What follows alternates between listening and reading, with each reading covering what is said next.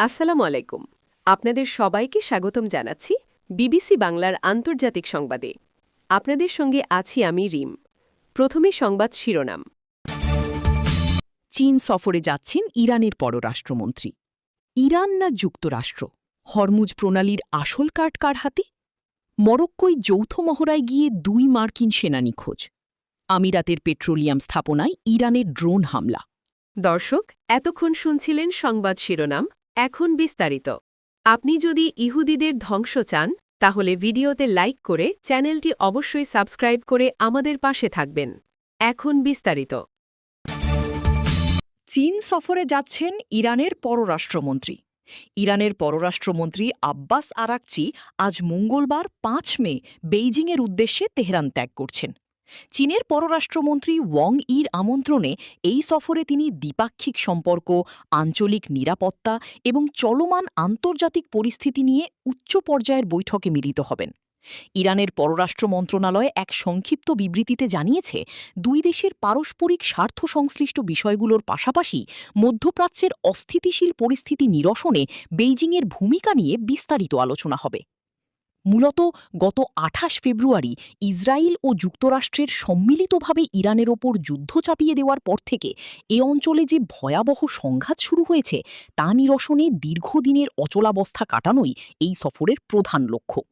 যুক্তরাষ্ট্র ও ইরানের মধ্যকার আলোচনা বর্তমানে স্থবির হয়ে পড়ায় বেইজিংয়ের এই মধ্যস্থতাকারী ভূমিকা অত্যন্ত তাৎপর্যপূর্ণ বলে মনে করা হচ্ছে।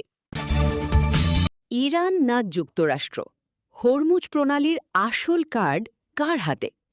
পারস্য উপসাগরের কৌশলগতভাবে অত্যন্ত গুরুত্বপূর্ণ হরমুজ প্রণালীকে কেন্দ্র করে যুক্তরাষ্ট্র ও ইরানের মধ্যে উত্তেজনা এক নতুন চরম মাত্রায় পৌঁছেছে। মার্কিন প্রেসিডেন্ট ডোনাল্ড ট্রাম্প দাবি করেছেন, ইরানের বিরুদ্ধে চলমান এই দ্বন্দ্বে সমস্ত নিয়ন্ত্রণ বা কার্ড তাঁর হাতে রয়েছে।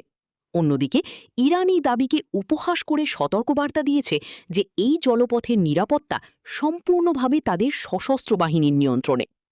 সংবাদ সংস্থা আল জাজিরা জানায়, প্রেসিডেন্ট ট্রাম্প সম্প্রতি সামাজিক যোগাযোগ মাধ্যম এক্সে, সাবেক টুইটার, উনো কার্ড খেলার একটি ছবি পোস্ট করে মার্কিন আত্মবিশ্বাসের জানান দেন।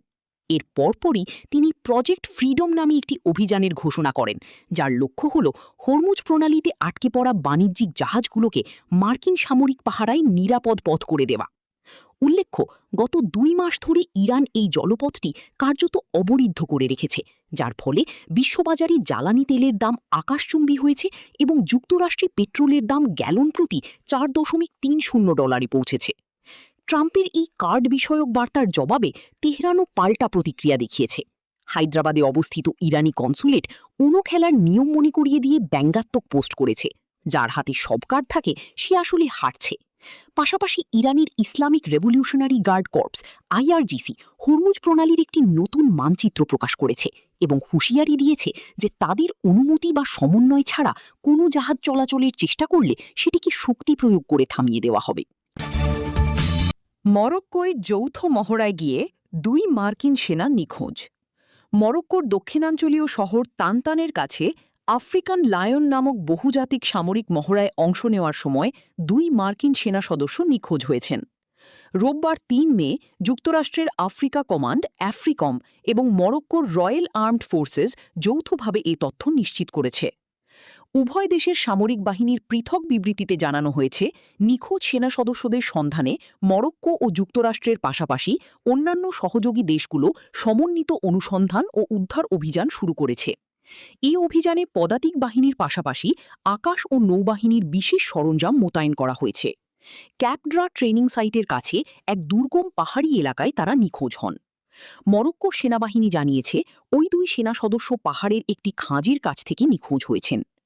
রয়টার্সকে পাঠানো এক ইমেল বার্তায় যুক্তরাষ্ট্রের একজন প্রতিরক্ষা কর্মকর্তা বলেছেন, প্রাথমিক প্রতিবেদন অনুযায়ী ধারণা করা হচ্ছে ওই 2 সেনা সদস্য অসাবধানতাবশত পাহাড় থেকে সমুদ্রে পড়ে গিয়ে থাকতে পারেন।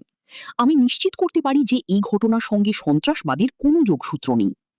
আফ্রিকান লায়ন হল মার্কিন আফ্রিকা কমান্ডের অধীনে পরিচালিত বৃহত্তম বার্ষিক যৌথ মহড়া। এর প্রধান লক্ষ্য হল মার্কিন বাহিনী, ন্যাটো মিত্র এবং আফ্রিকার অংশীদার দেশগুলোর মধ্যে সামরিক সমন্বয় ও সক্ষমতা বৃদ্ধি করা। আমিরাতের পেট্রোলিয়াম স্থাপনায় ইরানের ড্রোন হামলা।